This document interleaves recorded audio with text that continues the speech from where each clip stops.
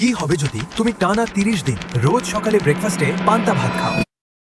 প্রথম 5 দিন তুমি লক্ষ্য করবে তোমার শরীর সারাদিন অনেক বেশি হাইড্রেটেড থাকছে এবং সাধারণ গরম ভাতের তুলনায় এটি তোমার শরীরের টেম্পারেচার অনেক ঠান্ডা রাখছে। 10 দিন পর তোমার হজম ক্ষমতা অনেক উন্নত হবে, কারণ পান্তা ভাত ফার্মেন্টেশন প্রসেসের মাধ্যমে প্রচুর ল্যাকটিক অ্যাসিড ব্যাকটেরিয়া তৈরি করে, যা তোমার গাট হেলথের স্বাস্থ্যের জন্য খুব ভালো। 15 দিনের মাথায় তুমি আগের থেকে অনেক বেশি ফ্রেশ এবং এনার্জেটিক বোধ করবে, কারণ ফার্মেন্টেশনের ফলে এতে প্রচুর পরিমাণে আয়রন, ক্যালসিয়াম, পটাশিয়াম এবং ভিটামিন B12 তৈরি হয়, যা তোমার ব্লাড ফ্লো বা রক্ত চলাচল স্বাভাবিক রাখে। 20 দিন পার হওয়ার পর তোমার ইমিউন সিস্টেম বা রোগ প্রতিরোধ ক্ষমতা আগের থেকে অনেক বেশি শক্তিশালী হবে এবং এতে প্রচুর রেজিস্ট্যান্স স্টার্চ থাকার কারণে তোমার ব্লাড সুগার লেভেল হঠাৎ করে বেড়ে যাবে না। 30 দিন পর তোমার পেটের অ্যাসিডিটির মতো সমস্যা একদম দূর হয়ে যাবে এবং তোমার মেটাবলিজম খুব ভালোভাবে কাজ করবে। কিন্তু রোজ প্রচুর কার্বোহাইড্রেট শরীরে যাওয়ার কারণে তোমার সামান্য ওজন বাড়তে পারে, তাই এর থেকে সবচেয়ে ভালো রেজাল্ট পাওয়ার জন্য পান্তা ভাতের সাথে রোজ সামান্য প্রোটিন জাতীয় খাবার অবশ্যই খাবে। ভিডিওটি ভালো লাগলে চ্যানেলটি সাবস্ক্রাইব করতে ভুলবেন না।